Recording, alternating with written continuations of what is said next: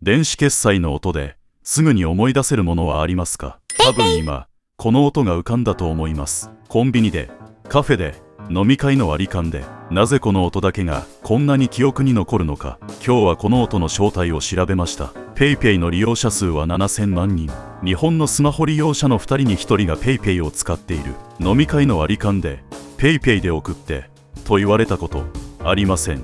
ポイント還元も送金も便利。でも楽天 Pay も D 払いも同じ機能はある。なのにみんな PayPay を指定する。便利さだけなら差はつかない。なのにレジで開くのはいつも PayPay。なぜ PayPay がここまで当たり前になったのか。PayPay が広まったのは100億円キャンペーンのおかげだ。多くの人がそう答えます。確かに2018年 PayPay は総額100億円の還元キャンペーンを打った。家電量販店のレジ前に行列ができて SNS は PayPay 祭りであふれた。でも楽天 Pay も D 払いも同じように大型キャンペーンをやっている。還元率だけなら PayPay が圧倒的だったわけじゃない。キャンペーンはきっかけに過ぎない。他社も同じカードを切った。この差を生んだのはもっと根本的な仕組みです。パブロフの犬、聞いたことはありますか？1902年ロシアの生理学者イワン・パブロフが犬の消化の仕組みを調べていた時の話です。ある日奇妙なことに気づいた。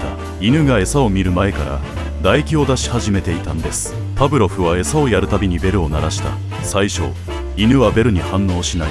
でも繰り返すうちにベルの音を聞いただけで唾液を出すようになった。餌がなくてもです。これを古典的条件付けと呼びます。音が餌の代わりになった。実はこれと同じことが PayPay でも起きています。コンビニのレジで PayPay が鳴る。決済完了。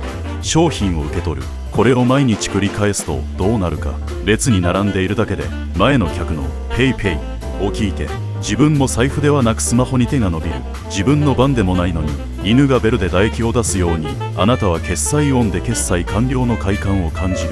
120年経っても仕組みは同じです。しかし PayPay の設計者はパブロフの犬で満足しなかった。この音にはまだ仕掛けがあります。 PayPay の決済音を思い出してください。 PayPayサービス名をそのまま発音している。しかも PayPay は加盟するのに端末すらいらない。紙の QR コード1枚で済む。だからコンビニ、カフェ、ドラッグストア、どこに行ってもあの音が鳴っている。店が増えるほどスピーカーが増える設計です。ところで世界で最も多くの人が聞いたことのある音は何でしょう？マクドナルドのパラパッパッパ。年間数十億人がこの音を聞いています。ロゴを見なくてもこの音だけでフライドポテトの匂いがしません。 LINE の通知音もそう。ポコンを聞くだけで反射的にスマホを見てしまう。音でブランドや行動を記憶に焼き付ける。これをソニックブランディングと言います。 PayPay はこのソニックブランディングを決済に持ち込んだ。キャンペーンが終わっても PayPay の音は鳴りやまない。 PayPay が使われるたびにマーケティングは利用者の手で実行されているんです。ここで主要な電子決済の音を聞き比べてみましょう。判定基準は一つだけ。音を聞いた瞬間にブランドが浮かぶかどうかです。まずスイカ、一瞬で終わる。短すぎて聞き取る前に消えている。これは条件付けじゃない、ただの通知です。続いて楽天エディ、シャリーン、美しい。ただ何の音かわからない。風鈴かもしれない。そして和音。これどう聞いても犬の鳴き声ですよね。人間の声じゃない。和音という名前は伝わるかもしれないけど聞いた瞬間に決済サービスだとは思えない。最後に PayPay、サービス名をそのまま発音している。音を聞いた瞬間にもう PayPay だってわかる。条件付けの教科書通りです。4つ聞き比べてみると PayPay だけ反応が違いません。他の3つは何の音だっけと考える時間がある。でも PayPay は聞いた瞬間にもう分かっている。人間が音を認識するのに約 0.15 秒。瞬きの半分以下です。その一瞬で PayPay というブランド名まで届くのはサービス名をそのまま発音しているから。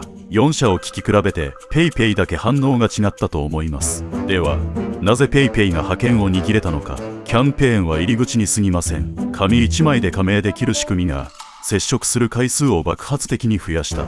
そしてその接触のたびに PayPay が鳴りました。パブロフの犬と同じようになんとなくは設計されている。次回の調査報告をお待ちください。